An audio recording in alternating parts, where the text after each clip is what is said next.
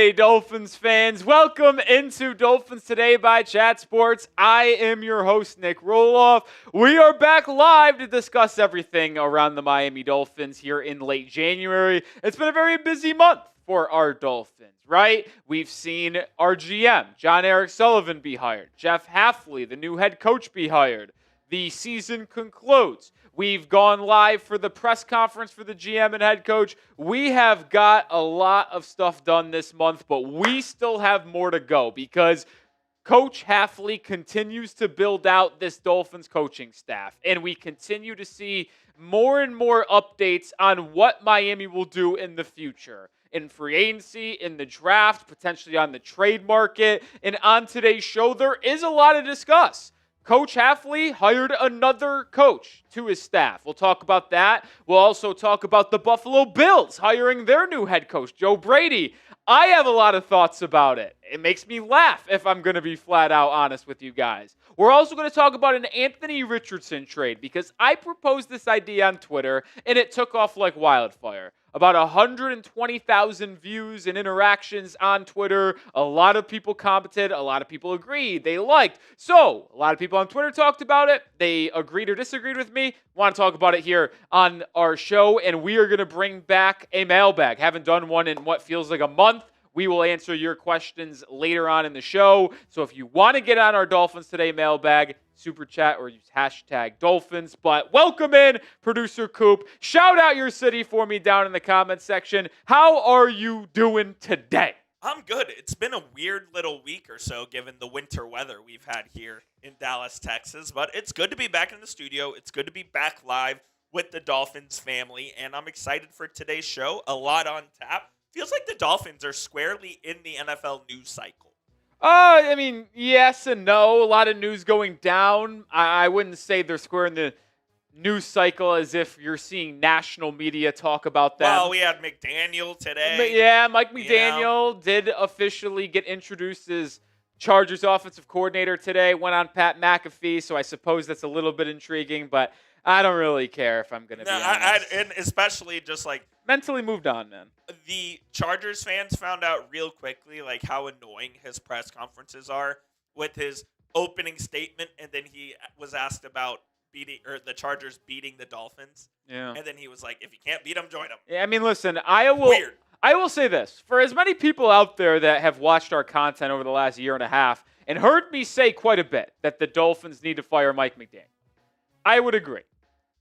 And I agreed. And I said that. Yes, right? Yep. I will always root for him to succeed. Sure.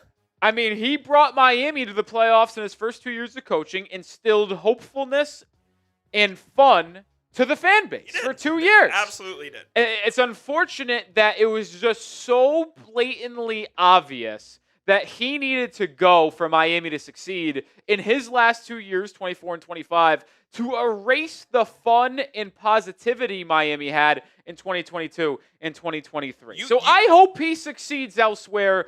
We were just heading down a slippery slope in Miami where we desperately needed change, and it was unfortunate that he had to go. And you were saying it after the 24 season that he needed to go.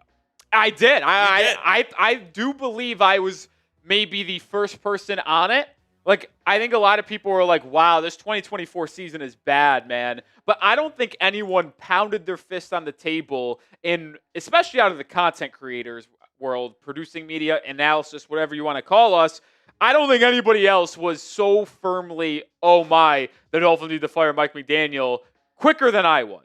And some people said that I was way too quick. I was actually ludicrous and ridiculous for saying it that early. You were just early. I just knew what I saw in 2024, and I saw the dysfunction. I saw the peek behind the curtain, if you will, and I just knew it was going to end poorly with him in Miami. And when you know, you know. And when you know, you know. And evidently, Miami saw it the same way a year later. Appreciate everybody in the live chat. AJ, we got Joa, Alexa, 4D, Tyson Bryant, Jonathan Soto, Daryl, Larry Thompson, Tyson, Faith, David Ferguson, all in the building. Appreciate y'all for tuning in here.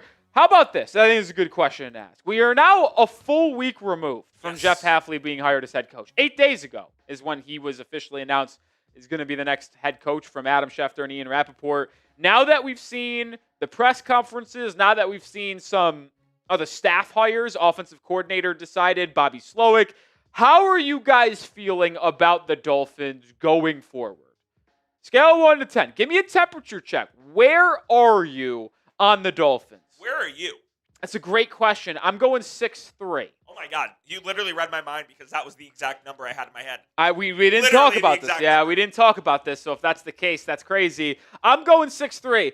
In terms of, I am more than 50% optimistic that Miami is going to be able to turn this around because I like the aligned vision that we are going to have between Jeff Hafley and Jon-Eric Sullivan. But to me, the reason why I'm at a 6-3 and not higher is because I don't know if they're the right man for the job.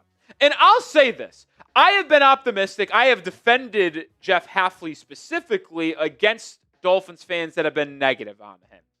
I will not claim that he will absolutely be a good head coach. I will not claim he will take us to the playoffs and win playoff games.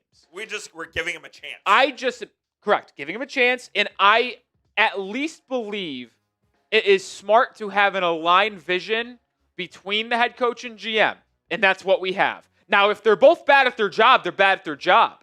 But I like that they're together on how Miami should be rebuilt, which is why I'm at a 6-3. Whether the vision is correct or not, there is a vision. And we didn't have one Correct. before. We didn't have one. Correct. That's the issue. With Mike McDaniel still here, Chris Greer fired, or if you want to say Greer and McDaniel's vision, that's not the right vision. There might have been an aligned vision, but it's not the right vision. They wanted to build the roster on speed, on flashy talent, big-name guys. They didn't care about work that way.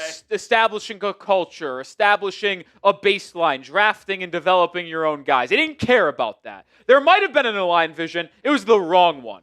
I can tell you now, the vision that Jon-Eric Sullivan and Jeff Hafley have for the Miami Dolphins, it's the right vision. It's how you should build and sustain successful locker room, a culture, an organization, a football team. It's just all about if they can actually evaluate the talent correctly, make the right decisions, and then also coach on a week-to-week basis. But the vision is there. And I know Chris Greer, in the last draft that he ended up having, he did go in the trenches 1-2 with Kenneth Grant and Jonah Savignaya. But obviously, Jonah, horrific. Kenneth Grant got better as the season went on. But it feels like that this new regime is going to put more emphasis on building from the inside out. You build from the trenches out. And that is how you win football games. It just simply is. Chris Greer tried to do it, but it was a case of too little, too late. Yeah. Like the Dolphins' trench situation was so bad when they needed to be good the most. And then when you draft them, you drafted one guy who through one season is absolutely horrible. Is it one of the worst rookie seasons of all time? Yeah, I do. I mean, of a guy who played as we're much talking as he about did. Jonah Savignaya, of course. Like, I feel confident that Kenneth Grant will continue to build. He'll continue to work. Am I going to label him a future All-Pro and a Pro Bowler? Not ready to go there. But do I think he will be a serviceable starter throughout his rookie contract, which has at bare minimum 3 years left, and then obviously potentially 4 if you pick up that 5th-year option? Yeah, I do. But with Jonah, we could be legitimately talking about him in October as borderline benched and cut middle of the season. I was going to ask, how long do you think his leash is? I give him a month. Weeks. I give him the first 4 weeks of the year. Like, because he was this bad as a rookie, if he comes out and is equally as bad and has no improvement in the month of September, the first 4 weeks of the year next season, gotta move on. That's it. You just got to. You got to. All right, the Bills did hire a head coach today. They fired Sean McDermott. They promote Joe Brady, their offensive coordinator, to be their next head coach. I think it is as bad as a hire as you could possibly have. I'm laughing. I literally said how funny. You might have saw my short earlier. If you follow me on Twitter, I was taking victory lap and laughing. Do you agree with me? Do you think the Bills hiring Joe Brady as head coach is bad? Why for yes or N for no? I mean, I'll keep it real. I would have been disappointed if Joe Brady was the OC hire for the Dolphins. I would have been acceptable if that's not a word in that. You would have been I would have been fine satisfied. with it. Would I have been, this is really good? No. No. Would I have been, this is really bad?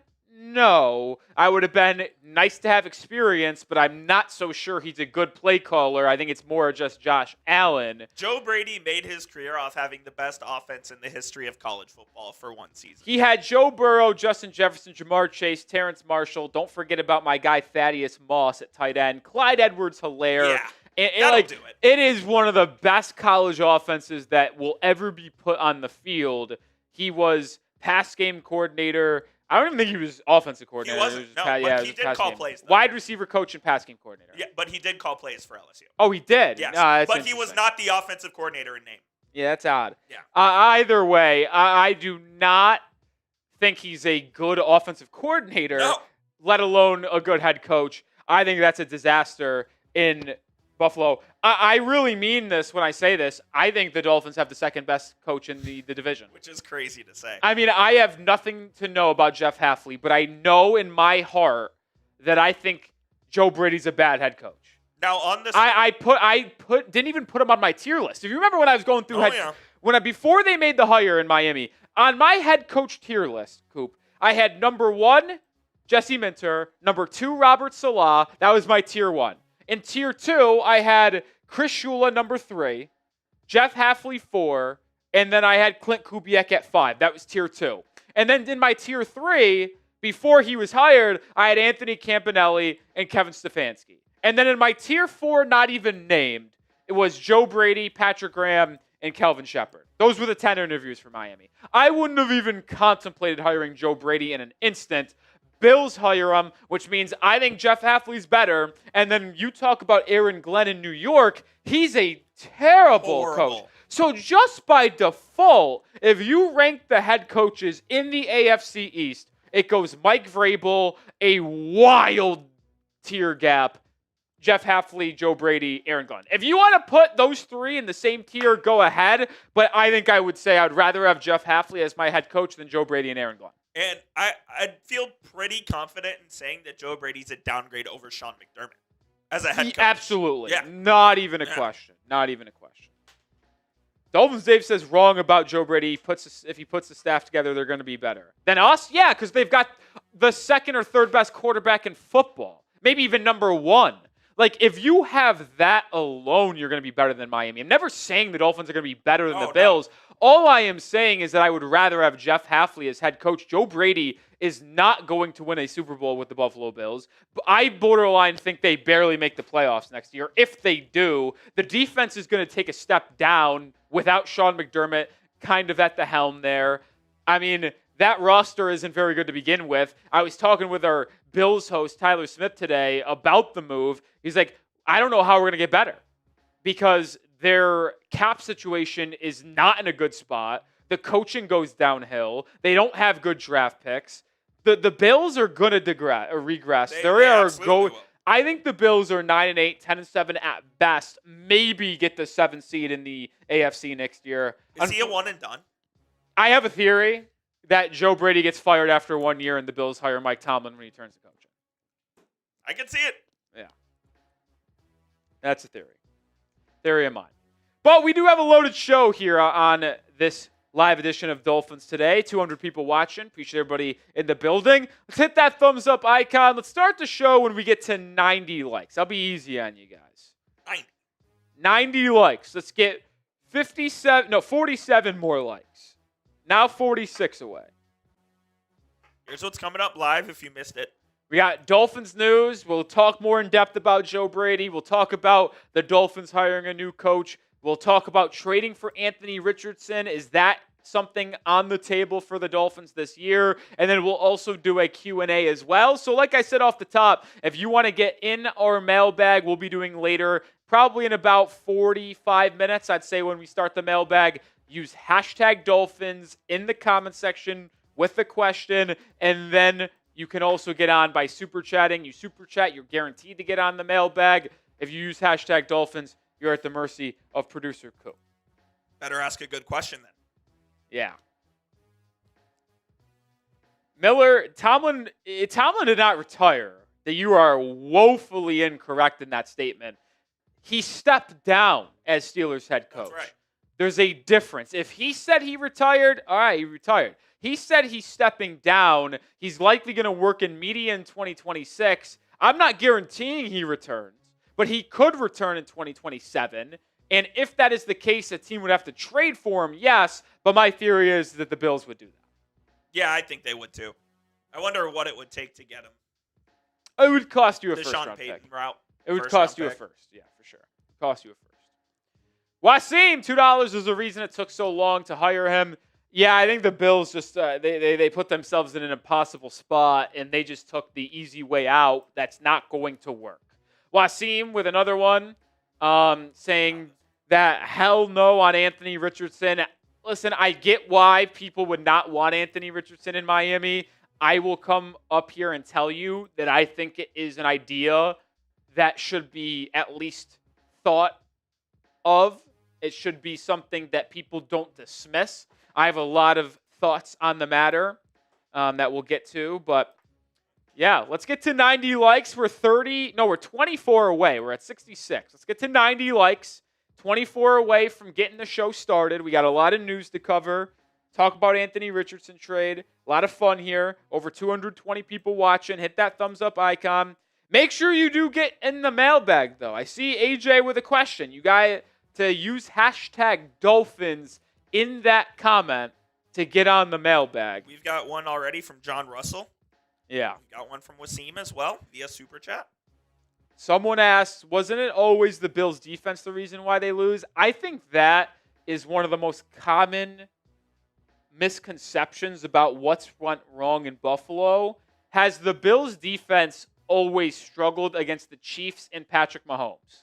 Yes. You look at the Bills' playoff wins against every other team, it's defense lights out. I'm serious. I'm going to pull up the Buffalo Bills playoff history here in a second. But make sure you hit that like button. We're 16 away from 90. I'm pulling up the playoff history here. When did he get hired? Yeah, wasn't it like 2017? Sean McDermott hiring. Sean McDermott was hired, forget what year it was.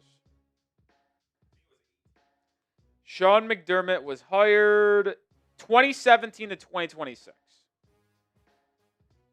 So was he the head coach when they played the Jags in 2017 then? Yeah, that was the 2018 January 2027 playoffs. They lost to the Jaguars, The score was 10-3. So the defense held 10 points. That was with Tyrod Taylor.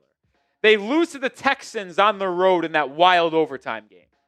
Josh Allen in 2019 had a gazillion turnovers. They lost 22-19. Then they beat the Colts at home 24-22. Beat the Ravens at home 17-3. But then get blitzed by the Chiefs 38-24 in the conference championship game. Then next year, they destroy the Patriots 47-17. Then they get blown out by the Bengals 27-10. Then the next year, they beat the Steelers in the playoffs 31-17. And then lose to the Chiefs 27-24. Let's go next year. They play the Broncos at home. They smoke Denver 31-7 and then beat Baltimore, forcing turnovers late 27-25 before losing to Kansas City 32-29. Like, I just don't think you can blame Sean McDermott. There are things to blame McDermott for, absolutely. Time management, decisions not to challenge. There's issues there. But certainly they are not the defense that is the reason why.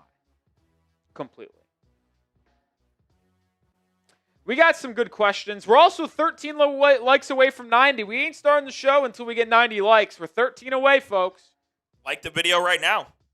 Yeah, hit that thumbs up icon. We get to 90 likes. We're starting today's show. And we've got some good stuff on the show. Yeah. 11 away. Let's get there. I like a lot of the questions I'm seeing. I can't wait for the Richardson segment. Coop is anti-Anthony Richardson. He stinks. Now, have you seen my reasoning for why I would do it? Low risk, high reward.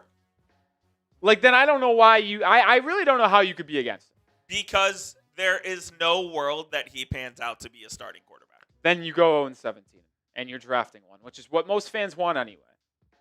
No, you shouldn't want that. Best ideal scenario, he has a renaissance like some other quarterbacks we've seen, and he's your franchise guy. But there's no chance that happens. Then you're 0-17. Which I don't want. So you'd rather be 6-11. No, I'd rather find a different quarterback that has a chance of being good. Anthony Richardson has that chance. We crossed 92 likes. Time to get going on today's show. As we mentioned a little bit earlier, Miami Dolphins news, Anthony Richardson potential trade, Dolphins Q&A coming on here in a second. But we got to get into the news here first. Coop, when you are ready, I think you had yourself on that too, by the way. Yeah, so just make sure that's not the case. And we can get ready with today's show. No, I don't think I do. Sorry, Coop. All right, let's get into today's show.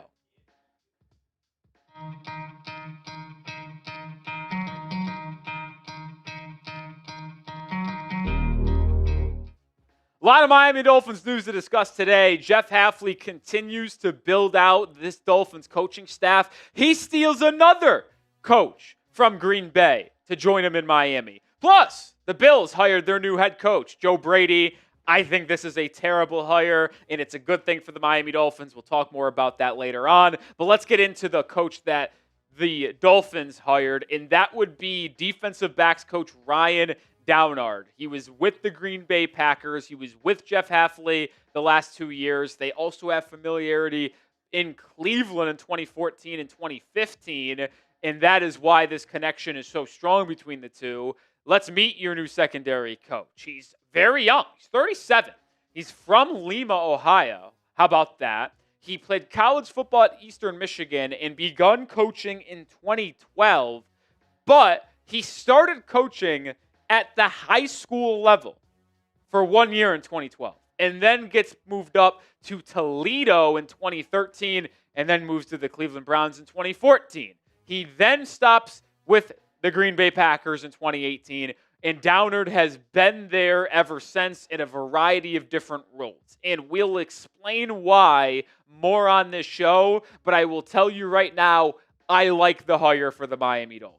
I don't think every hire Miami could have made from the Packers staff would have been a good one, but I think Downard is one because of his track record in Green Bay, teaching and coaching some of their corners, safeties as well. And I also like what I have seen from Packers reporters and insiders speaking highly on Downard after it was announced he is leaving to join Hafley in Miami. But this is why you subscribe to the channel, because we cover all Dolphins news, whether it's trades, whether it's signings, whether it's coach hirings, daily content, 2 videos a day. Subscribe right now on the road to 81,000.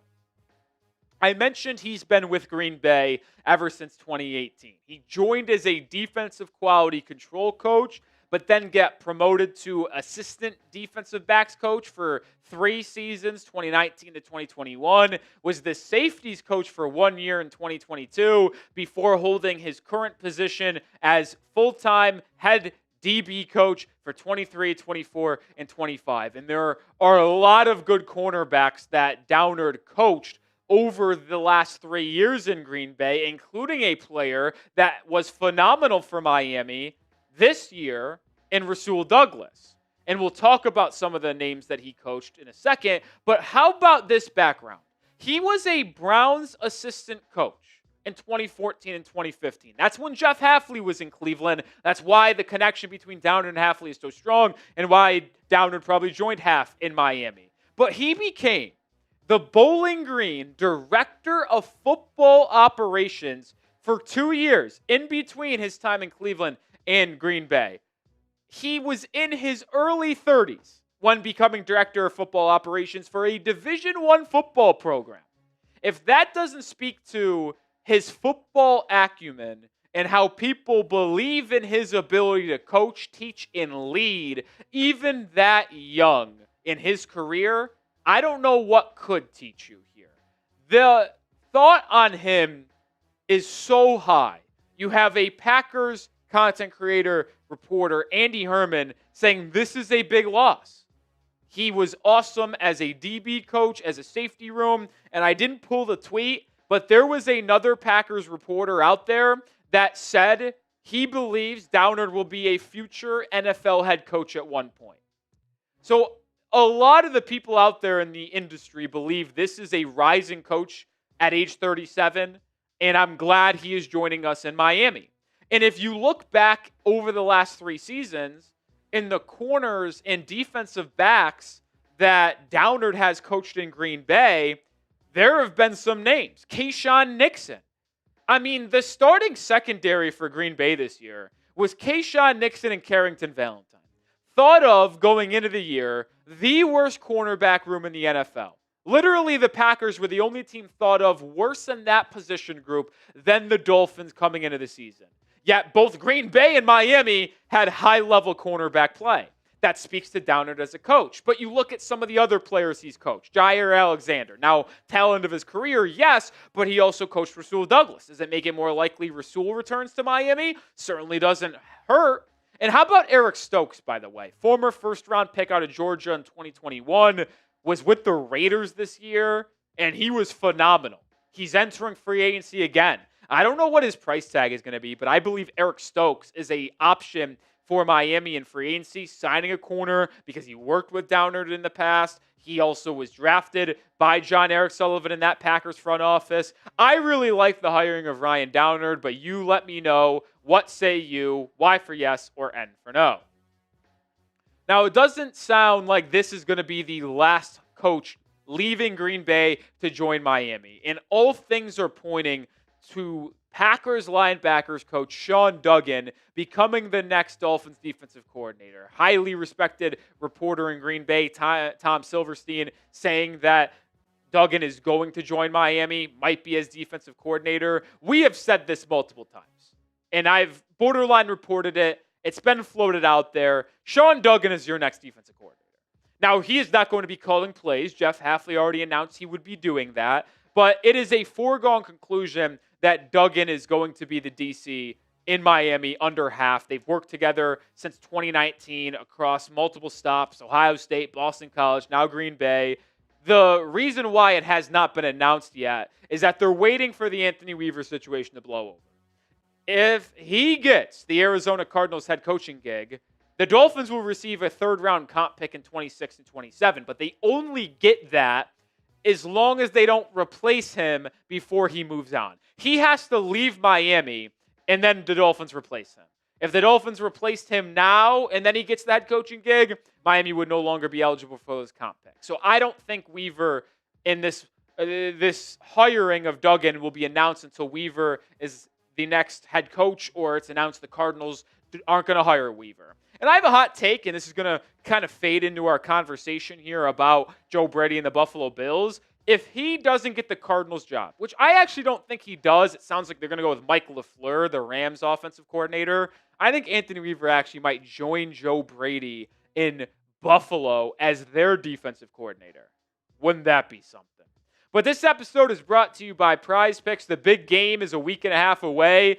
New England, Seattle squaring off in Santa Clara for the 60th edition of the big game. And if you want to get it on the last football game of the season, get started with Prize Picks, where you get $50 in lineups when you play your first $5. They've got injury reboots, so if one of your players gets hurt in the first half and doesn't return, you will not lose your lineup. That player will get removed, and the rest of your players move on. You just pick more or less on at least 2 player stat projections. Like I did. I already got my big game entry in. I got more on Drake May passing yards. I think he plays well for the first time this postseason in normal conditions for once. and which is why I'm also going more on Stephon Diggs, 4.5 receptions, and I'm closing out my lineup with Rashid Shaheed, more 16.5 longest reception. Patriots play a ton of man coverage. Shaheed's speed could absolutely break a bomb. You saw him have a 50-yard catch in the first half against the Rams. Get started with Prize Picks today. Download the app and use code CLNS to get $50 in lineups when you play your first $5 lineup.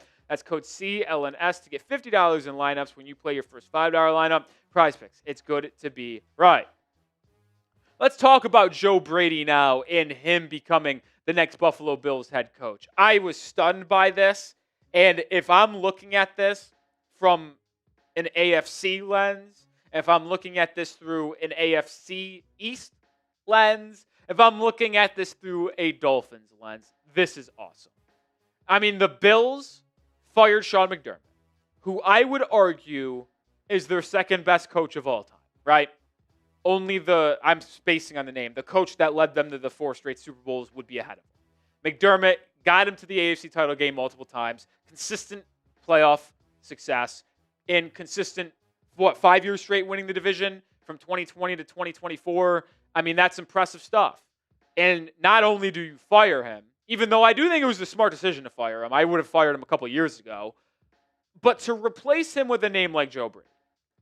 And I'm not saying it would have been a foregone conclusion that they would have hired a Mike Vrabel or a Ben Johnson, but to think about them not firing Sean McDermott when it could have been justified in multiple different occasions, missing out on some of these elite head coaches that have becoming available, like Vrabel, Johnson, Mike McDaniel, in hiring Joe Brady, who I think is one of the least qualified head coaching candidates out there. And I mean that as no disrespect to Joe Brady. But you look at his tenure and why he's thought of as a good coach in the NFL, it's because he coached the best offense in maybe college football history, which I more or less think is a product of who was on that roster in 2019. Joe Burrow, Jamar Chase, Justin Jefferson, Terrence Marshall, Clyde Edwards-Helaire, Thaddeus Moss, the son of Randy Moss. Like, unbelievable. And then in Buffalo, working with the best or a top 3 quarterback in the NFL. But when he was his own man trying to make it in the NFL as the Panthers OC, he was awful. And even Bills fans wanted him gone.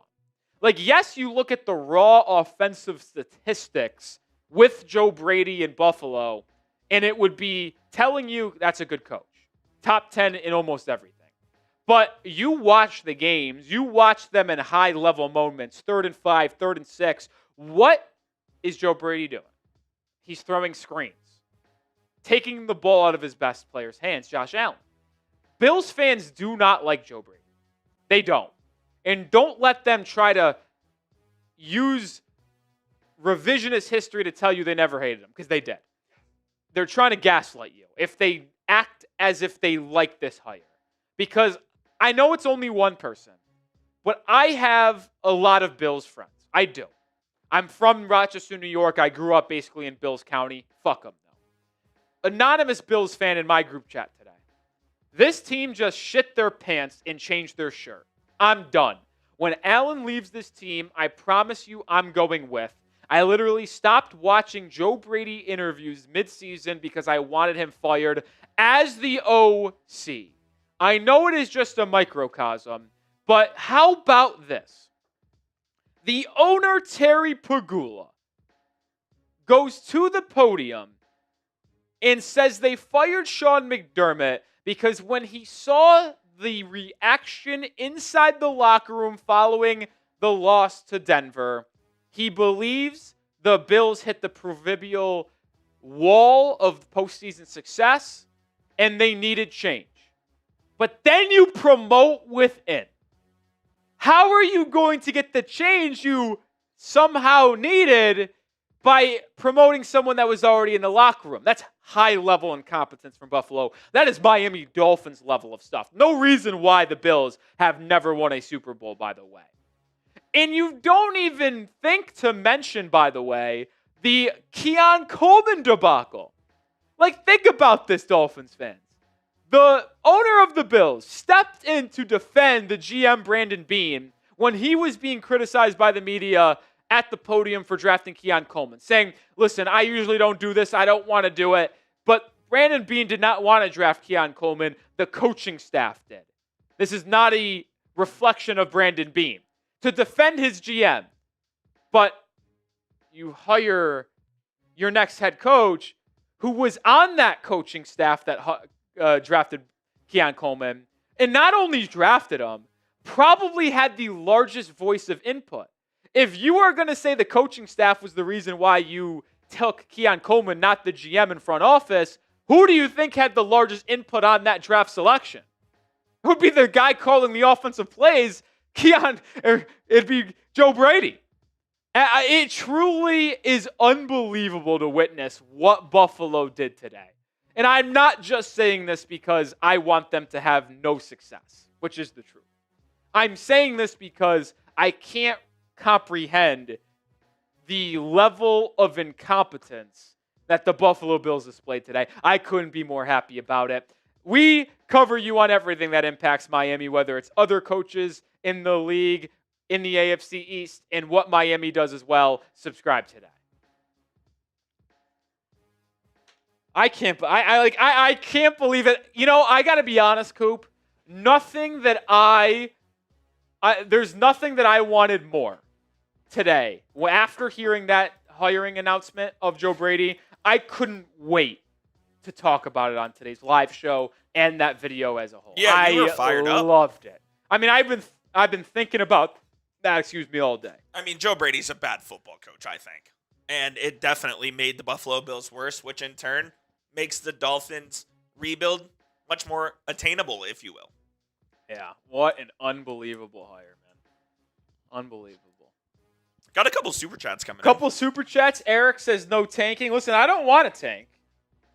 But I think you just throw out there a young quarterback that you hope ends up being your franchise guy, and then you ultimately see where it lands. If it works out and he is that dude, okay. I think Eric was saying this in reference to Anthony Richardson. Yeah. Who we'll discuss in the next segment. Yeah, we will. But Eric, another 5 are the Bills, the new Dolphins. Listen, I won't say that because, I mean, they still have Josh Allen, and finding the franchise quarterback is half the battle. And if you find that guy, everything else kind of fits into place. And I would still expect Buffalo to be competitive and be a 500 team at worst because Josh Allen is just simply that good. But I don't think there's a person out there that believes hiring Joe Brady gets them closer to the Super Bowl. Like, I thought they should have fired Sean McDermott to go out and hire a new outward-thinking head coach to potentially elevate their ceiling.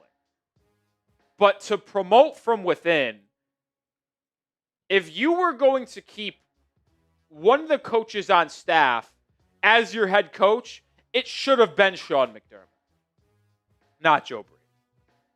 Wild times indeed. Listen, I'm gonna smile. I'm gonna be happy, man. If you couldn't tell in my little rant there, I couldn't be more excited about it. But my goodness, I can't believe Buffalo did that. And all your Bills fan friends are just in shambles. Yeah, like, they're not even going to be mad at me for, like, I mean, they know that I hate them, and they know that I want to pile on.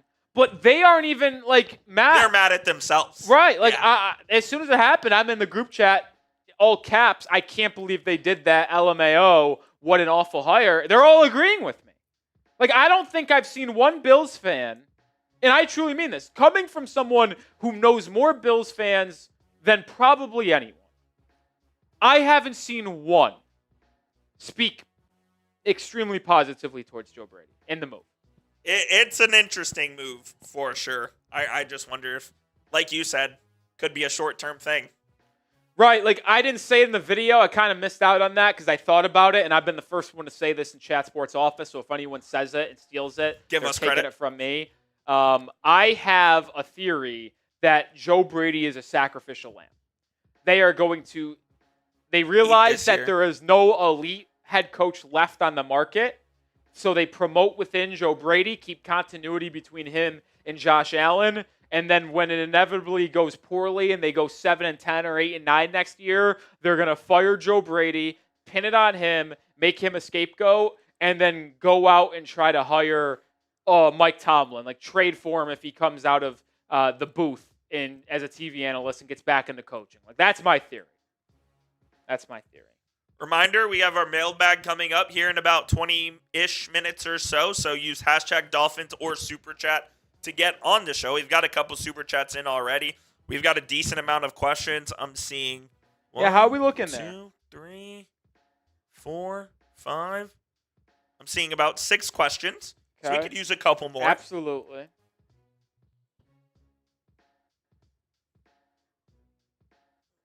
Absolutely could use more questions, so get in on the action.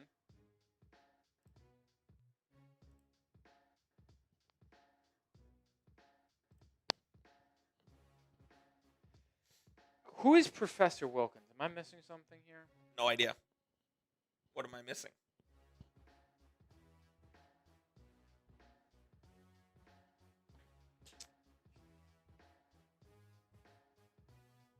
Is that like another content creator I'm unaware with? I have no idea who that is.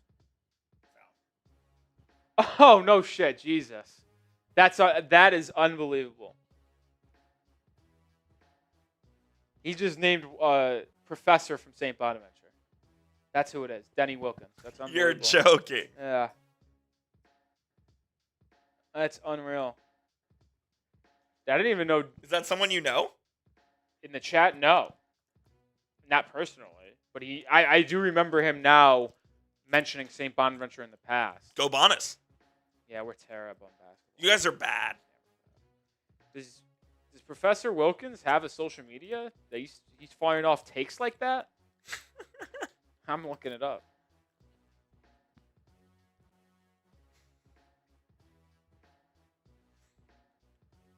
Coming up next, we are going to discuss Anthony Richardson and the possibility of trading for him from the Indianapolis Colts. And then we'll round out today's show with our mailbag. Hold on, I found his Twitter. Rolly's doing some recon. Hasn't tweeted since 2018. So I don't know. Did he write? He must have wrote it somewhere. Maybe as a blog. I don't know. That's electric. Cryptic says no, it was in class and Schmidt should be fired. Oh, so someone that goes to school there. I thought Denny retired, though. I got to be honest. I heard he retired. We'll have boots on the ground at St. Bonaventure this weekend. Yeah, someone at Bonaventure, baby. Yeah, boots on the ground. My guy, Tyler Smith, he's going to be back at Bonaventure. I think it's alumni weekend. No, I don't think so. No, just going with the fellas, just going. I think. Yeah. I thought alumni weekend was around this time. I don't remember. There are some other boots on the ground as well, I'm hearing. Your other friend from Tom's Bonaventure. going? That's what I hear. God, he's a loser. I actually got to text him that. I heard he was coerced to going.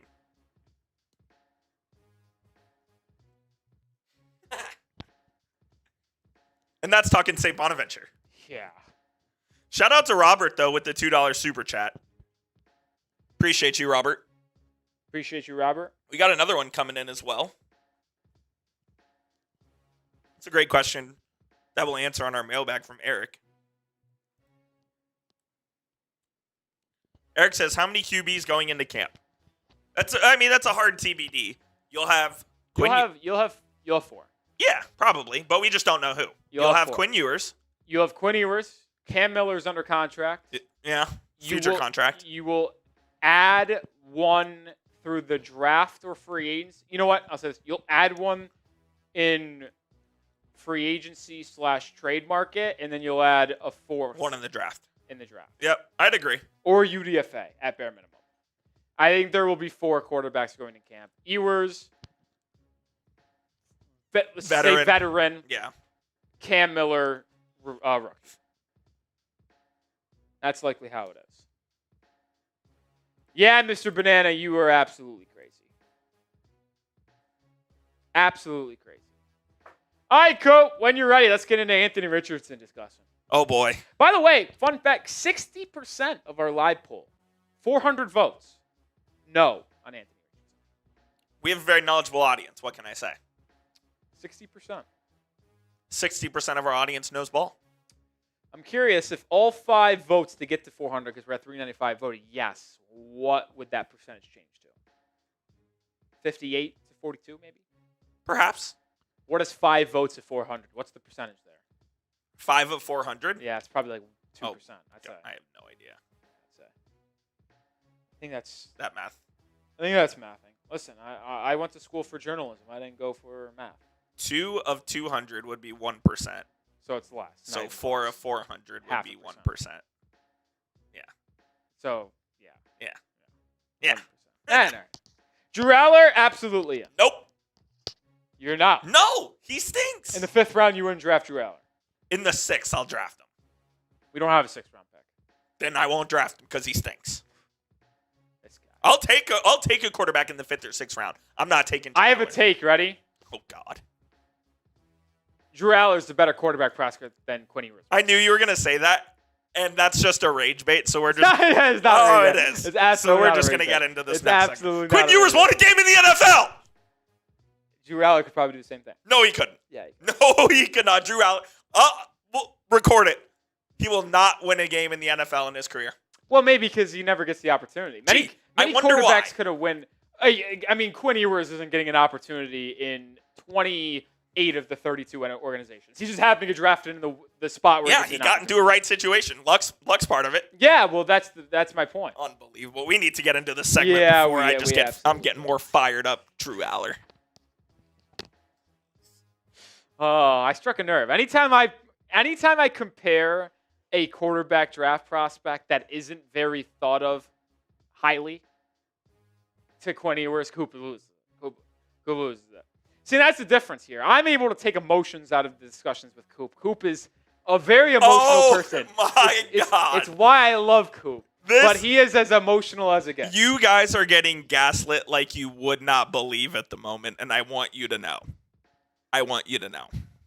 I just don't think you could provide me with the facts, the evidence that is necessary here. I mean, that everybody just saw. Just go watch our 17 watch parties. The outburst that you had. Just go watch our watch parties. What does that have to do with that? You crash out and tell me you're emotional and measured. Yeah, no. I'm during the games, but when you're in the middle of the week discussing things, I'd leave my emotions out of it. No, you don't. Well, I guess you're wrong, like always. There's a lot of interesting quarterback prospects in this draft. We'll probably talk more about them over the next 2 or 3 months, but a lot of buzz right now. Hot name in Dolphins Twitter, Sawyer Robertson. That Coop says he blows. Taylor Green out of Arkansas is intriguing. Drew Aller is intriguing. I know a lot of people are going to talk about Carson Beck. I think he's my least favorite out of all of them. He's horrible. He is so bad. He doesn't have elite arm strength. Like if you want to say a guy can't process the field and make accurate throws, sure. But Carson Beck can't do that, and he doesn't have a strong arm or very mobile. Not doing it. All right, let's get into the next segment. I sent this tweet out on Monday afternoon about how, yes, a lot of people are talking about and connecting Malik Willis to the Miami Dolphins. But I believe if the Dolphins take a swing on a quarterback that hasn't had the opportunity to be a starter in the past year, I think it should be Anthony Richardson. 6'4", 245, 23, former top 5 pick, only 1 year left to acquire, or 1 year left on his deal. He's got a ton of physical traits. Only going to take you a day 3 draft pick to acquire. A Quinn Ewers versus Anthony Richardson QB camp battle? I think I could be in on that.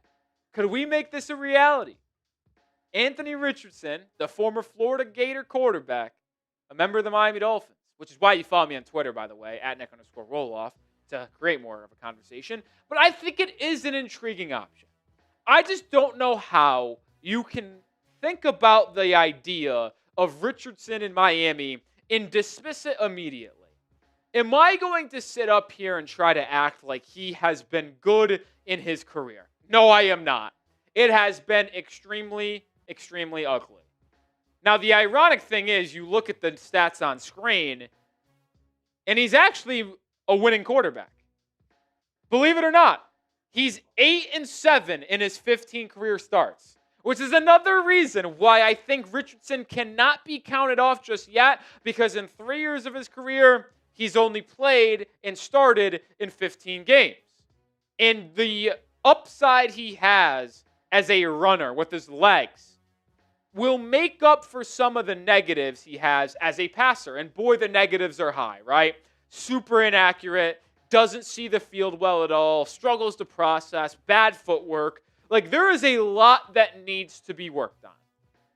But here is the thing that intrigues me, and it's the rehabbing and development ability of having Richardson in your building. Because you can talk about how if it didn't work for Shane Steichen, how would it work for anyone else? Steichen rehabbed and rehabilitated, if you will, Daniel Jones this past year. Well, Richardson, yes, he was banged up and got hurt at one point in the year as a backup, still was able to hone in on his craft, work on the side, get the mechanics right, work up here behind Daniel Jones all year long. I think maybe that could come to fruition and blossom maybe for Miami. And I always am thinking this year in 2026 specifically, how are the financials? Because Miami right now, as we're filming this, negative $20 million in cap space. You don't know the exact number. Every site has it differently. Spot Track and Over the Cap are $4 million off each other. PFF is $2 million off. Like, you never know. It's in the mid-20s or the negative. So you're not going to have a lot of cap space. You will create cap space by making different roster moves, but it will likely be a lot of bargain shopping this year for Miami. Well, Anthony Richardson's only costing you $5.3 million. Now, you can factor in the trade in a whole different discussion, but when you're talking financial, 5.3, base salary plus roster bonus. Because the signing bonus that he had, which is why he has a $10 million cap hit for Indianapolis, is not factored in the equation for Miami. That was a signing bonus that he got by the Indianapolis Colts. So it only cost you $5 million in cap this year if you're Miami, which isn't a ton. That's actually very valuable for them to have a quarterback that cheap. And I think, and I actually know, that acquiring him in a trade would be a day 3 pick swap or a third or a day 3 pick regardless. Like, the trade that this is either going to be is Anthony Richardson for a 6th round pick, or it's going to be Anthony Richardson and a 7th round pick for a 6th round pick. Like, it's either this deal or Miami gets a 6th rounder as well as Anthony, or 7th rounder alongside Anthony Richardson, and they get the 6th rounder. Like, it's going to cost you nothing to acquire him, and it's not going to cost you much from a financial standpoint either, which is why the idea continues to circulate in my mind. And pin comment on today's show. Would you trade for Anthony Richardson? Type Y for yes or type N for no. Hot topic, let me know your thoughts. I obviously say yes. I created the idea, and I'm making the video on it. And I'll go through the reasons here again. Cheap to acquire. Late day 3 pick. Might be a pick swap.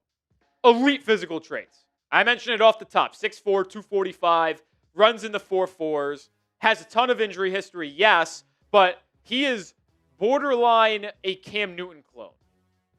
Cam Newton's a way better, infinitely better passer, but when you saw Richardson coming out of Florida, the immediate comp was Cam Newton because of his size, his running ability, and then you take some of the inaccuracies throwing the football. But the low cap hit is also something that I can't deny. Like, here's the truth. Anthony Richardson is either awesome, comes in your building, and looks tremendous, like the top 5 pick he was, and you have your franchise quarterback, or he's absolutely atrocious, which is probably the more likely scenario, but in that scenario, you're probably picking in the top 3. You likely get the number 1 overall pick, and you get to draft one of the top quarterbacks in 2027. It's a win-win. You either get your franchise guy or you get a top pick in the 2027 draft. Because we've seen enough of these rehab quarterbacks to believe that there are reasons to take flyers on some of these former top picks that did not work out in their current destinations or their former destinations. Like Sam Darnold, 14 wins with the Vikings. Gets cast aside for J.J. McCarthy, 14 wins and in the Super Bowl with the Seahawks. Former top pick, couldn't find work. He was horrible in New York with the Jets. He was bad in Carolina, but you saw flashes. Sat behind Brock Purdy and worked with Kyle Shanahan for the year, then with Kevin O'Connell and Clint Kubiak balls out. Baker Mayfield, we know his story. Daniel Jones went from Giants to Colts, and now he's that guy. But in that stop, also was with Kevin O'Connell in Minnesota. Like, I think we have to be careful. I will say this, in thinking that every former top 10 pick that sucked at their first destination can be fixed and rehabbed like these guys. But I think of the A-John quote that I think becomes more true as days go on. Quarterbacks do not fail organizations. Organizations fail quarterbacks. Or if you want to say players do not fail organizations, organizations fail players. I think it is a 75-25 split in terms of organizations are the cause. I really do believe that. And I'm not saying that Miami is a better organization and a quarterback home than Indianapolis, but you never know what a change of scenery, a change in offensive philosophy and coaching could do for a young player. It could switch everything, which is why I don't think his ability to go from what he's been to an at least average NFL quarterback can be ruled out immediately. It just cannot be ruled out. More coming, but this episode is brought to you by Prize Picks. Big game is almost here. The aforementioned Sam Darnold is playing for the Seahawks, taking on the New England Patriots. And if you want to get in on the big game and get in on the football action before the season comes to a close, get started where you get $50 in lineups when you play your first $5. Injury reboots is one of my favorite features they have. What does that mean? Well, it means if one of your players gets hurt in the game and doesn't return the second half, you don't lose your lineup. The player just gets removed. A new social feeds feature is awesome. You could copy picks from people like me, from your friends, other lineups you like. You can share your lineups. It's an awesome new feature. My entry for the big game. More on Drake May passing touchdowns, more on Stephon Diggs receptions, and more on Rashid Shaheed longest reception, 16 and a half. Join me and the millions of others on Prize Picks. Download the app today and use code CLNS to get $50 in lineups when you play your first $5 lineup. That's code CLNS to get $50 in lineups when you play your first $5 lineup. Prize Picks. It's good to be right. A lot of people are going to shoot down this Anthony Richardson idea and maybe name other trade targets out there at the quarterback position. We'll get to some here in a second.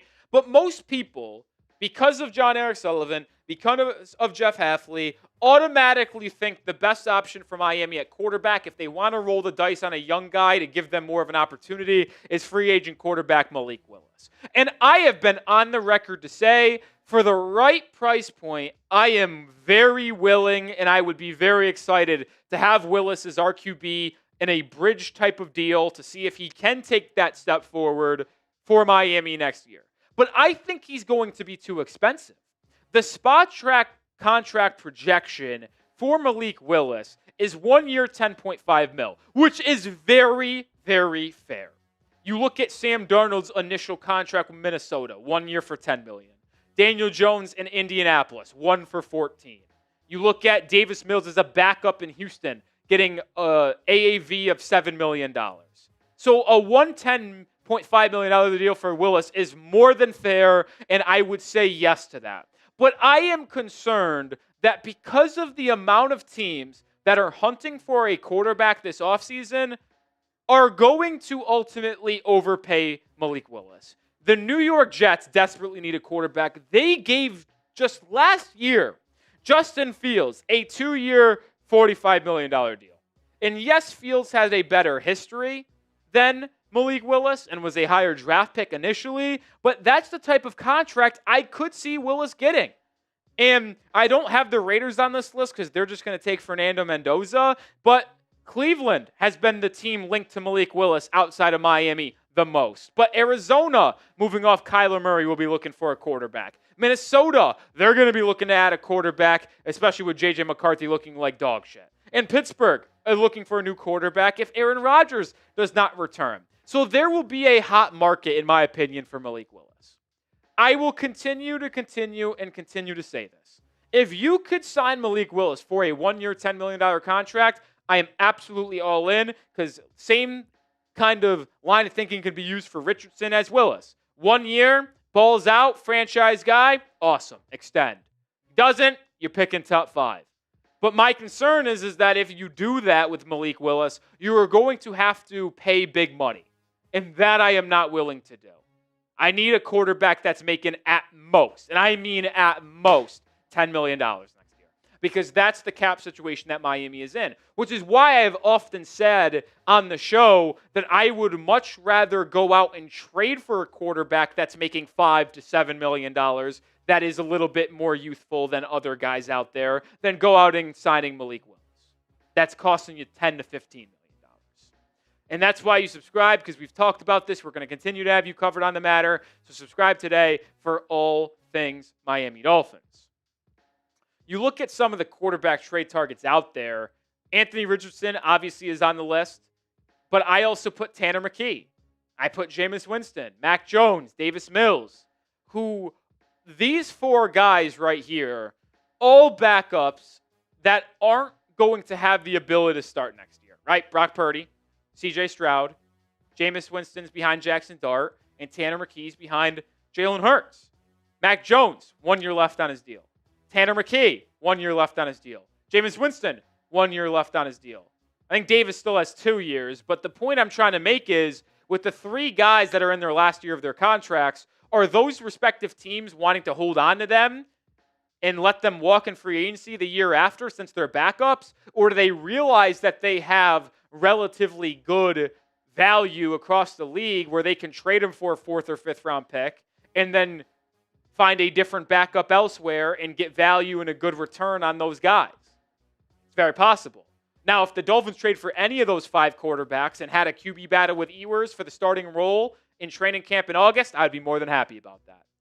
Like, you could sign Willis and do the same thing, but if you make a trade for Tanner McKee, Anthony Richardson, Mac Jones, Davis Mills, Jameis Winston, those 5 guys competing with Quinn Ewers to see who's the right man for the job to start week 1, there's no bad line of thinking there, folks. I think that's a really good option for how Miami progresses the rest of this offseason. But I'm going to throw one name out there for you. How about Mitch Trubisky? And I'm not going to try to say this name because this is a former top 5 pick that has failed in the past with Chicago and could have a Sam Darnold, Daniel Jones, Baker Mayfield type renaissance. I don't think that's in the realm of outcomes whatsoever. But in the final week of the year, albeit against the Jets backups in week 18, he did throw for like 280 and 4 tuds. And he's been a highly respected, well-liked locker room guy and backup quarterback in Buffalo over the last 2 or 3 seasons. If he wants to get a chance at a starting role, Miami could absolutely give him 1 year, $4 or $5 million in free agency and have Mitch Trubisky fight with Quinn Ewers for the starting role in this new Jeff Hafley system. I don't know if that's the best way to go about this, but the point I will make is that there are other options out there other than Malik Willis to come in and battle Ewers to be the Dolphins QB1 in 2026. Whether it be Mitch Trubisky, whether it be one of these highly thought of trade targets like Anthony Richardson, Mac Jones, or someone else. And we're going to continue to keep the conversation rolling on Twitter. So go give me a follow today at Nick_Roloff. Woo!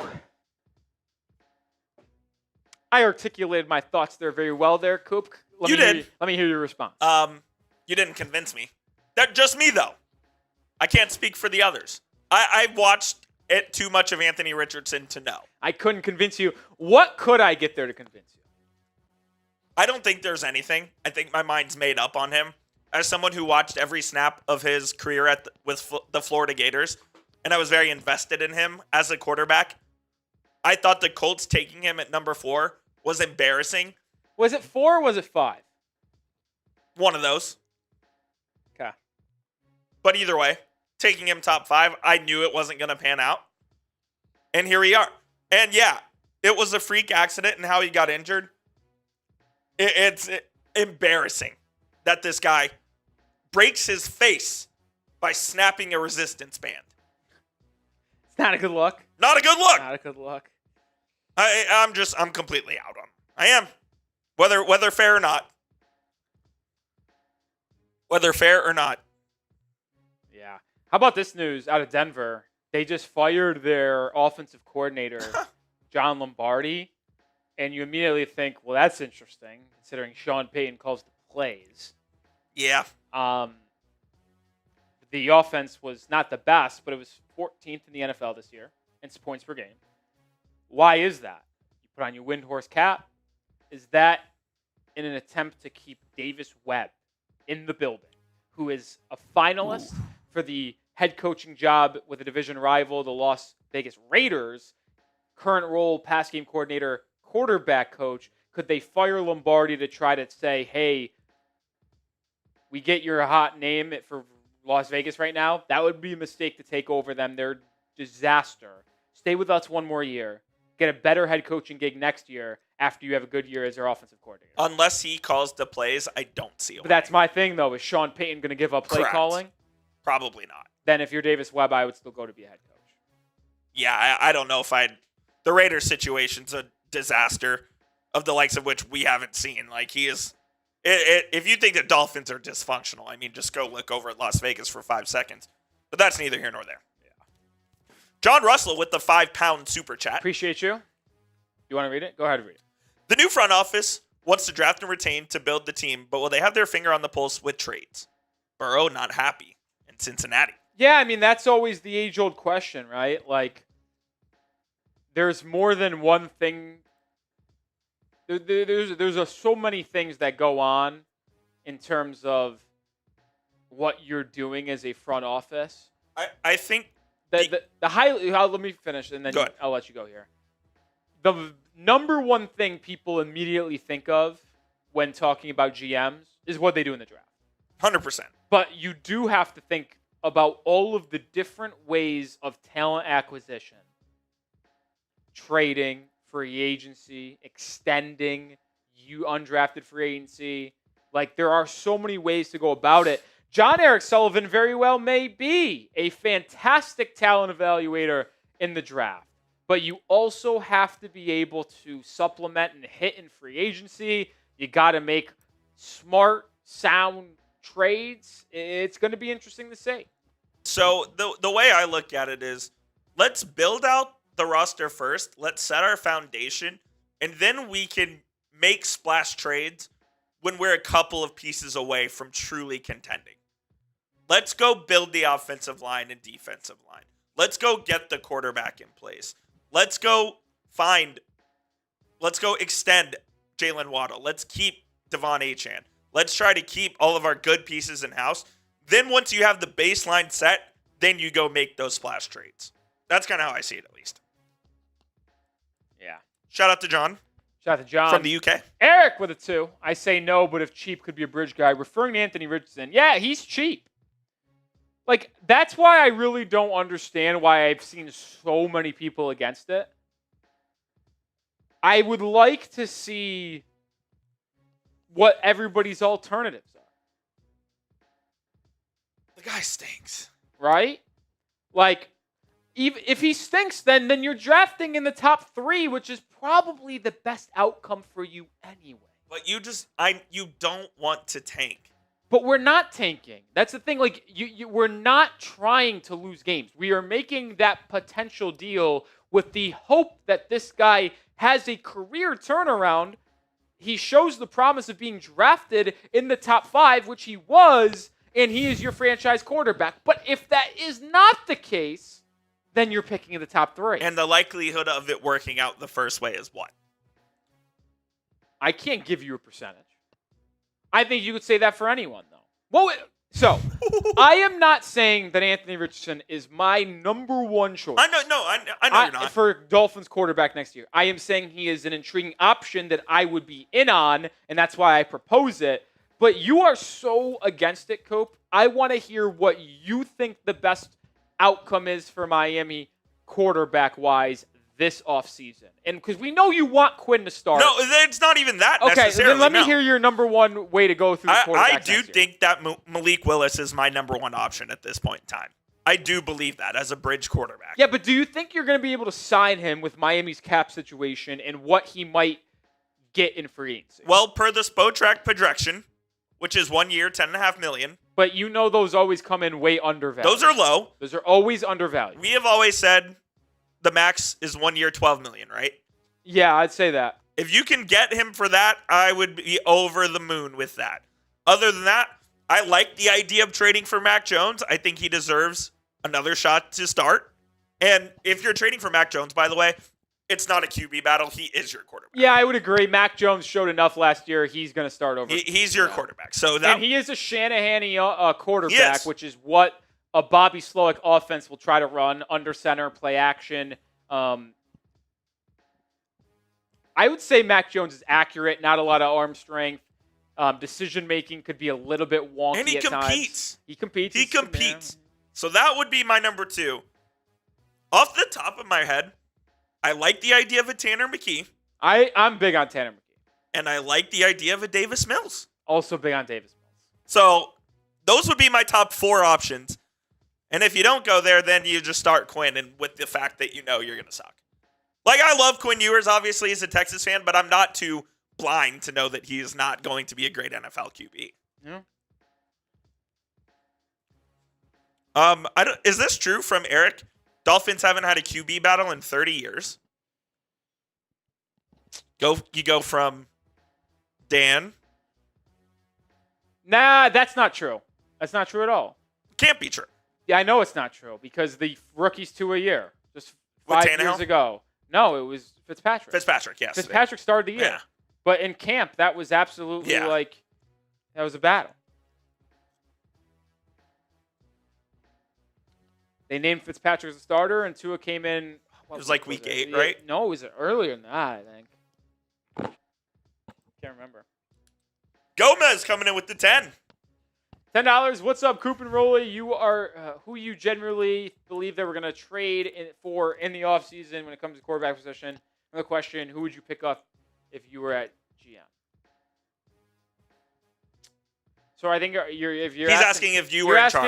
You're asking who I literally think they're going to get, and then who I would go get as a quarterback option in 2026. Who do I think they're going to get? I am going to play it safe and say they do not trade for one or sign Malik Willis. I think they ultimately draft a quarterback and have them compete with Quinn Ewers. I just saw this from Schefter. Bill Belichick, not a first ballot Hall of Famer. Like, he's not on the ballot. How is that possible? Is it just because the media hates him and vice versa? Yeah, I mean, that's crazy. How he's the most winning coach in NFL history of all time. If they make a first-time ballot Hall of Famers just for that. Correct.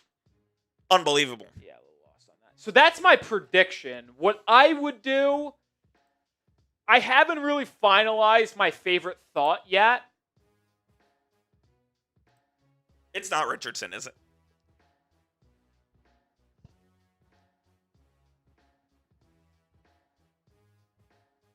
It's not. I know it's not. I think it's Mac Jones. I think that's a perfectly fine option. If it was me, I would trade a 5th-round pick for Mac Jones. I don't know if he would go for more than that. It could be more. It could cost you a 4th. I wouldn't go more than a 4th. I don't even think I would do a 4th. But if you could get Mac Jones for a 5th, I'm doing it. That's my thoughts. And that's my number 1 option. Because he's going to get traded this offseason. San Francisco is too good of an organization to realize that they have a quarterback they can trade and get an early day 3 pick in return for and just have him sit on the bench and leave in free agency the next year.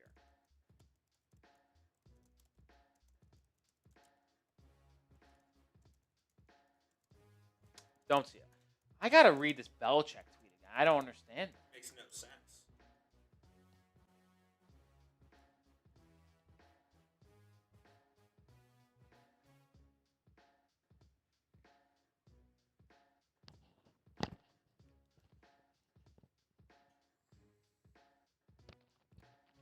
Yeah, it absolutely makes no sense why Belichick's in the first ballot Hall of Famer. I'm tweeting this out. How is this possible? He's literally the most winning coach in NFL history. Nonetheless, though, our mailbag is coming up. Yeah, do we have enough questions? We do. And chances are, if you want to guarantee your spot on the mailbag, you're going to have to super chat because we do have a decent amount of questions and super chats to go through.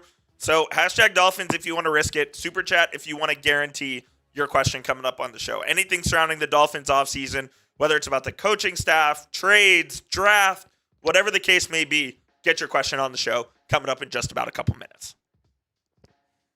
All right, let's do it. I mean, Coop, if you're ready and you have questions, let's get into it. Yeah, I'm stunned by that Bill Belichick. Like, I don't know if he's not going to get in as a first ballot Hall of Famer as a head coach. Who is? He's the greatest head coach in the history of the NFL. Is that fair to say? I think it's inarguable, actually. I don't know, man.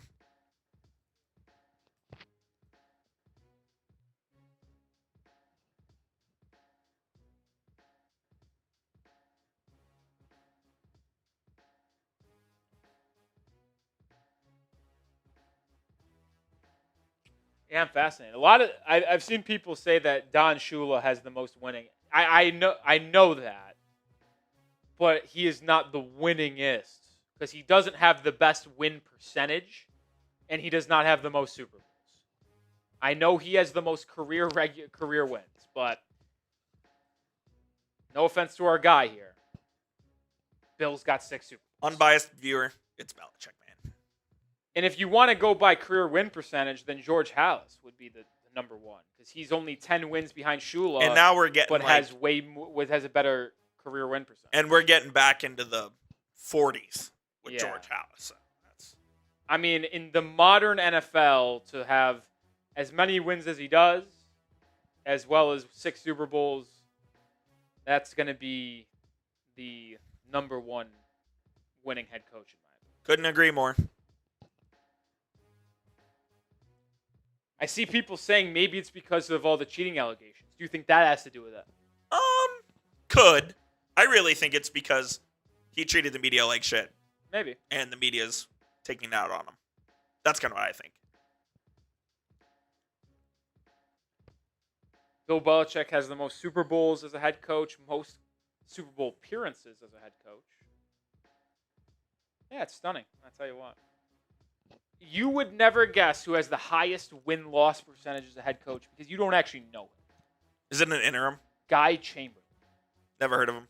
78% win percentage. Coach from 1922 to 1927. Who do you think is number 2? That you can get. In winning percentage? Yep. Is it Chapel Bill? Nope. I'll give you one more. Modern? You know the name. Tom Landry. Nope. John Madden. Number 3, another name that you should know. Jimmy Johnson. Nope, that'd be Vince Lombardi. Who do you think is number 5, current head coach? Tomlin? Current head coach. You're going to be angry when you see this. Harbaugh. John? Yep. Nope. No clue.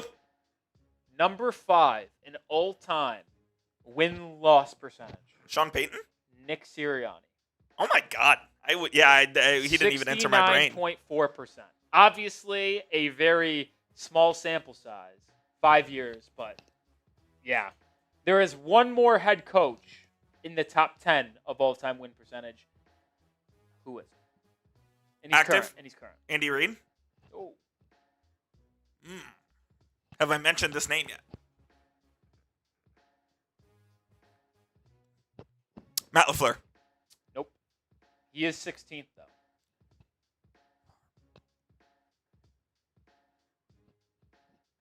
Not Dan Quinn. Nope. Not Jim. I don't think.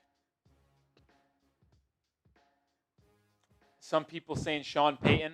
Mike McDonald, final answer. Mike McDonald, final answer. It's going to be Jim Harbaugh. Really? Jim Harbaugh has coached 6 seasons, 2 in Los Angeles now, 4 in San Francisco, 67.9% win percentage in those 6 years. How about it? Wow. Yeah. Let's get into it, Coop. Sack time. We're getting to a mailbag to round out the show. Someone said Sean McDermott. Now, he just deleted that comment, but Sean McDermott was top 20. He's 15th in all-time head coach win percentage. Tells you win percentage doesn't really mean much. All that matters is can you get it done when it matters the most, which is why that, and it's why I would say unbiasedly that Bill Belichick's the best head coach of all time. He has the most Super Bowls, most Super Bowl appearances, and he also does rank top 3 in all-time wins. I hate to defend him, but I can't believe that is a non-first ballot Hall of Famer. To me, that's the definition of first ballot Hall of Famer. Anyway, I just think we have such a flawed system and everything. The Pro Bowl has become a joke now. Oh, man. All right, when you're ready, let's do it, Coop. First time in a while, but let's bring back a Dolphins Today mailbag here. Late in January, let's answer the latest questions from the Dolphins fans as Miami is getting their coaching staff situated. We're going to start with a $10 super chat from my guy Sebastian Gomez. Are you worried about the Patriots? Because we know what's going on with the Bills, but the Patriots are looking scary good. How many wins do you think we can get next season? So I'll answer this question 3 separate ways. Starting with the Patriots. Yes, I am concerned. The fact that they have the runner-up MVP in his age 23-year-old season, first-year head coach, a lot of inexperience on that roster. And yes, their schedule has been easy to make it to the Super Bowl, but making a Super Bowl is very difficult nonetheless. And the fact they've done it in their first year with Mike Vrabel with a, I would say, below-average offensive line, no elite pass rush. Yes, Milton Williams and Christian Barmore has been good, but the edge rushers have not been good in New England. It's crazy that they're in the Super Bowl. I hate to bring it up. They fired Bill Belichick, the greatest head coach in the NFL history. They had the greatest quarterback in NFL history leave them. They drafted a quarterback in the first round, hired a new head coach, fired that head coach, drafted in the top 3, hired a new head coach, and are in a Super Bowl again before the Dolphins were able to win a playoff game. And that came 25 years ago. So, yeah, the Patriots, they scare me in the future of this division in the AFC. What's fucking new? How many wins do we think we can get next season? 5. I've said it. 5-12 is, my expectation. I said this. If Miami wins 8 games next year, I think it would be the greatest coaching job that we've seen from a Dolphins head coach in a long time. With how bad the roster is going to be for Jeff Hafley's first season because of the lack of cap space and no definitive quarterback, 8 wins would be insane. I expect 5. I think we're drafting the top 10 next year. Follow us on Instagram. We got more content over there. Under 200 followers away from 2,000. When we get to 2,000 followers on IG, we're going to do an Instagram-only mailbag. We did this for 1K followers. We're going to do it again for 2K followers. At Dolphins Today IG is the handle. Links also in the description and comments. John Russell. Anthony Richardson is worth kicking the tires on, but what is he worth a 5th-round pick? We actually talked about this in a video earlier this week. I think we put it out Wednesday morning, if I'm not mistaken. I think it's a very good idea.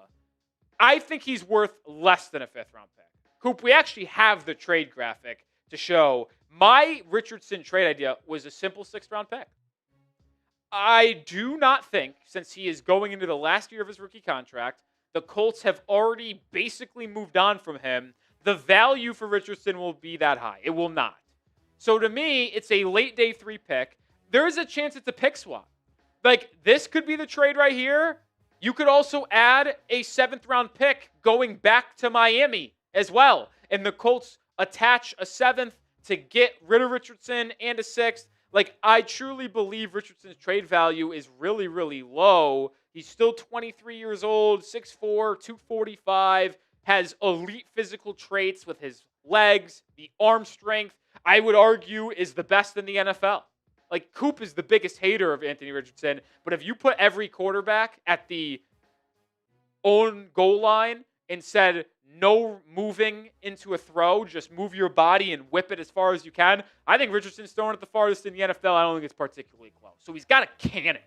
And I know all these things don't make a good quarterback because he can't process the field. He doesn't see it well, and he's got mechanical and accuracy issues. But for a 6th-round pick, when you don't have a definitive quarterback, and it would be him versus Quinn Ewers potentially if you acquired him in a camp battle, I'm absolutely in on trading for Anthony Richardson. But let's go to free agency. Name a player that you want to sign. Let me know your thoughts in the comments. David Crabtree with a 10. Appreciate the super chat, my friend. I think they should pick a quarterback in the draft. That's certainly an option. Like, I was asked, and maybe Coop will show this on the mailbag, maybe not. It's up to him, but I'll kind of answer that question because I remember seeing it in the live chat as we do film this on our Tuesday live show. Someone asked me how many quarterbacks we carry into training camp. I said 4. Miami currently has 3 quarterbacks under contract. They've got Tua, Cam Miller, and they've got Quinn Ewers. Now, Tua's going to be cut. But the way that I see Miami going the rest of the offseason, the quarterback spot, they will either trade for one, whether it's Anthony Richardson, a Mac Jones, Tanner McKee, Jameis Winston, whatever you want to say it. And then they will also sign one in free agency.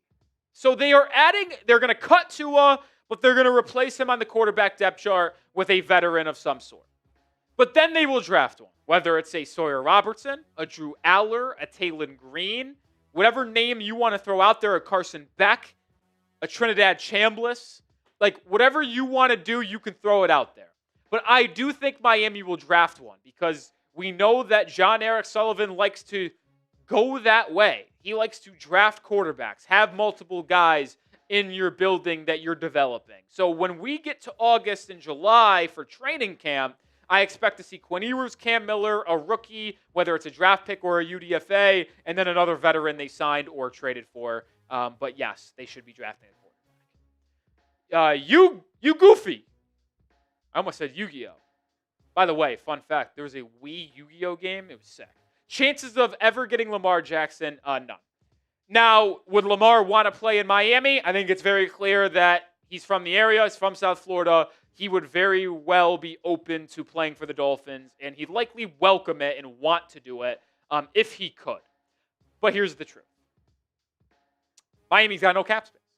You know what Lamar Jackson's cap hit is the next 2 years? $75 million both. And yeah, you can lower that by an extension, which is probably what Baltimore ends up doing to lower that cap hit to like $50 million, add more years on the back end. But like, yeah, Lamar would be cool, but he's not changing anything. The Dolphins are still going to be ass, even with Lamar, because the offensive line isn't very good. The defense has a ton of holes, especially on that defensive line, that pass rush. Like, you aren't competing, so why trade multiple first-round picks to get Lamar Jackson? It just doesn't make any sense. They could if they wanted to, but it makes no sense. Want to get me featured on the next mailbag? Got to make sure you subscribe because we go live once, 2 times a week, depending on our schedule. Live on Tuesday this week. Got to be subscribed. Got to have your notifications turned on so you don't miss our mailbags. 2A, all day. What are your thoughts on Ewers? I personally like the confidence he displayed. Oh, I said this. No matter what you want to talk about the quarterback, trade for Anthony Richardson, Mac Jones, Malik Willis, and free agency draft one, Quinn Ewers absolutely deserves the ability to have a QB battle in training camp. And I think we will have one, but without a question, bare minimum, he deserves a chance to be the starter. Because he did display moxie. He did display confidence. Did he display high-level play? No. Did he have high-level moments? Absolutely. He made some really good throws in his debut against the Bengals. He made a really good throw in I'd say about 2 or 3 of them against Tampa in his second start. Dolphins got the win in that game. Did he make a lot of good plays in the game against New England in the final week of the season? No, but they're also playing in the Super Bowl. That's a high-level defense. We've seen what they did to Justin Herbert, C.J. Stroud, and the backup situation in Denver in the postseason. So I'm not going to really blame for that. And you never know if, like, Bobby Slowick back as offensive coordinator, knows Ewers, They have a good connection. They have a relationship already established. I think the chance of Ewers starting week 1 for Miami in 2026 is absolutely on the table. But I don't think he would be the best option, if that makes sense. Like, could you go out and get a Malik Willis, Mac Jones, Anthony Richardson, and then that all be better options? Yes. But I don't think it's a doomsday, world is ending situation if he is the starter, because you're going to get another look at him to see what he can bring to the table. And then if he stinks, you're picking in the top 5. How about this clearance, folks? The 2025 Salute to Service sideline hoodie that the Dolphins wore this year. Nearly 50% off. $115 down to $68 when you go to chatsports.com/dolphin, or excuse me, chatsports.com/salute hoodie. Links in the description and comments of today's show. All sizes are available. My goodness, what a sale. Eric with a 5. We're in cap hell with a bad roster, 4 wins. Who are the pillars you want to keep? Well, I agreed earlier. Said I think we win 5 games. I think that's an optimistic viewpoint. I think Miami's between 3 and 6 wins. Wherever you want to go there. The Dolphins have the second hardest schedule in the NFL, if you can believe that, because of course. But if you're talking about pillars of the roster, Devon Achane, Jalen Waddle, Patrick Paul, I want to say Jordan Brooks, but it's also hard to, because he's a linebacker who's now been in the league for 5-6 seasons, and it's like, how long is he going to last? So I don't think I'll put Jordan Brooks in there, even though he's an all-pro level linebacker. I think I'm more inclined to put Aaron Brewer as my 4th pillar. All 4 of them on offense, wouldn't you think about that, by the way. But I would put Aaron Brewer there because he's still in his 20s, 28 years old. He was an all-pro center this season, and I think he's still going to get better, and centers can play to a high level into their mid-30s. Same can't be said about linebackers. So you could have Aaron Brewer in Miami for the next 5 seasons, still playing at an extremely high-level Pro Bowl, all-pro caliber level. So if you're asking me pillars, I got Aaron Brewer, Patrick Paul at left tackle, 2 offensive linemen, good. Just got to make sure the right tackle, right guard, left guard situation is way better. Devon Achane, Jalen Waddle. And if you want a 5th, I'll give you a 5th. How about Kenneth Grant? Do I think he's going to be a Pro Bowl, all-pro guy? No. But I think he displayed enough growth, especially in the last 6 weeks of the season, to have Dolphins fans feel optimistic about him being a good, above-average, level-starting defensive lineman for Miami going forward. Will I guarantee that's the case? No, but I think the chance of that happening has grown dramatically after watching him in the final 2 months of the year. What do you think about Trinidad Chambliss in the draft? I'm out on Chambliss. I am. I know people are all in on Chambliss because of his run in the college football playoffs with Ole Miss. And yeah, he made some crazy wild plays, right? With his legs. He has pretty solid arm strength. But all I need to know about Trinidad Chambliss is one thing. And I really do believe this, and this is maybe unfair to use this as judgment, but I'm gonna. He sued college football to try to come back for a 6th year. I don't even know by the time this video goes out. Maybe he won and he's back in college next year. Maybe it's not and he's in the draft. But the fact that he thinks he needs to go back for a 6th year because he either isn't good enough to be in the NFL or doesn't think that a team likes him enough in the NFL level is all I need to know about Trinidad Chambliss. If he doesn't think he's good enough to play in the NFL, I don't want him. God's honest truth. Now I'll do it for today's show. Appreciate everybody hanging out with us, watching today's mailbag edition. We're going to continue to do more of these throughout the offseason. And if you want to be involved, got to be subscribed, and you got to be there for our live shows. And hopefully you subscribe, and I see you there. I mean, Coop, I'm sorry. I'll answer the super chat here in a second. But I've said this in the office, and you've been here for this. Isn't a new take I've had. No, it's not. If you're suing the literal institution to try to let you play another year in college football when you're already fucking 23 or 24 years old, I don't need to see more of you. I will not believe you are a franchise quarterback. If he wants to go back to college that bad, he truly believes he's not ready. And you know what he also believes? He believes that he'll make more money in college football next year than he will in the NFL because he wouldn't have a high enough draft stock. Well, I mean, I'll say this. Like, that's definitely the case. Like, Quinn Ewers lost money Absolutely, he did. going to the NFL. Could have stayed in college and made $6 million. But here's my thing as well. Like, if it's all about the money, then I'm out anyway. Don't disagree. Like, do you love the game? Right. Like, not even love the game, but what's your ultimate goal in this sport? Is it to make the most money, or is it to win a Super Bowl and be playing at the highest level? Because if your ultimate goal was to be playing at the highest level of the sport, you would want to go to the NFL if you have a chance to be drafted in a secure spot. Without a doubt. That's just my opinion. I'm with you. Like, Skunk Ape says he'll make $6 million next year. Like, cool. Like, do you care about that, or do you want to? Like, he already made $1 million this year playing for Ole Miss. Do you want to play at the highest level, or do you want to chill in college with 18-year-old fucking girls and make $6 million? It's God's honest truth. Like, what do you want in life? You can't settle for mediocrity.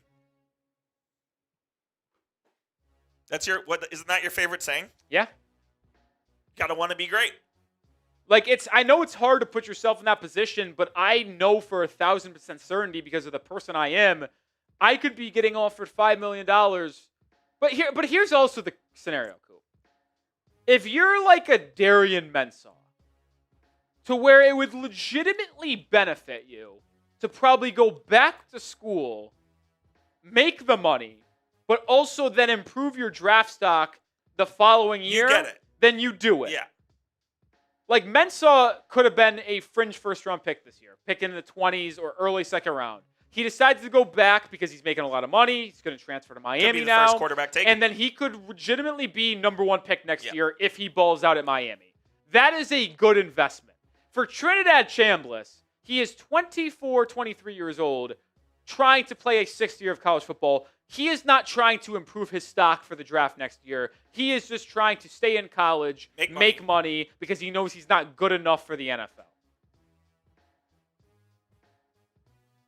But going back to Eric's point, whether it be Trinidad Chambliss or whoever, the Dolphins absolutely should draft a quarterback. And Jon-Eric Sullivan said that the team philosophy for the Dolphins will be to draft a quarterback at minimum every other year, if not every year. Yeah. Which is absolutely the right thing to do. Absolutely the right thing to do. You think Chambliss will be a top 15 pick? I would bet an egregious amount of money that he is not a top 15 pick. I couldn't see that. Absolutely not. Yeah, I could not see that. And you know how I want to know I'm right, and I hate to say I know I'm right and you're wrong? Because if he was going to be a top 15 pick, he would have gone. He would not try to sue to go back to college. Yep. Like, that's all you need to know. That is all you need to know. If he thought he would be a top 15 pick in the 2026 draft, he would not go back to school. He'd be like, holy shit, I'd be the number 2 quarterback taking this draft. Correct. I'd be a first-round guy. And by the way, if he was a first-round pick, he would make more money in the NFL than he did in college. So that is out of the equation now. Like, my thing's not ready. Like, Skunk Ape, I'm sorry. You are way wrong on this one. Like, you couldn't be more wrong.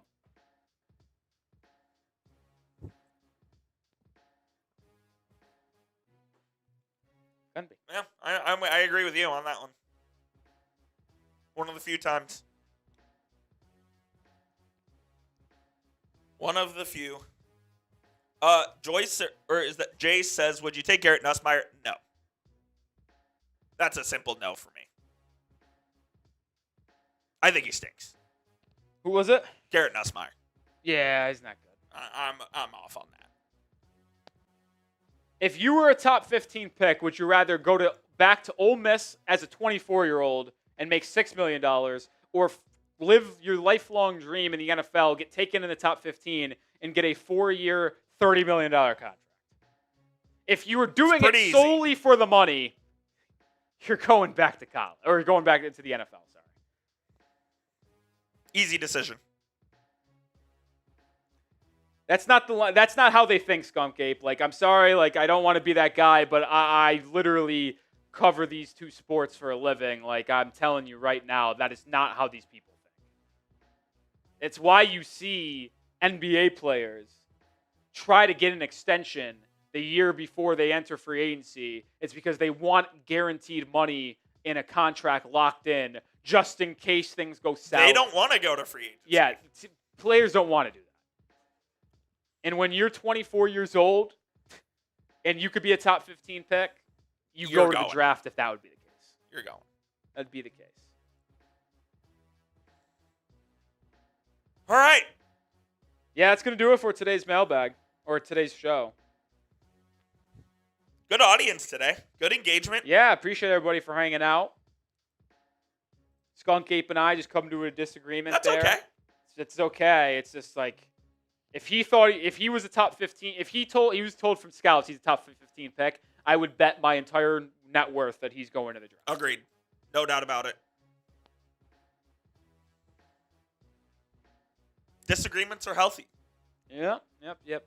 All right, I'll do it for today's show. For Coop, for Rolly, appreciate y'all. We'll be live again next week sometime, in all likelihood. I got some Heat games this week, so I won't be able to go live on Thursday like sometimes we did during the season. So see you guys next week with a live show. Videos out every single day, 2 of them every day. See ya then. Peace out.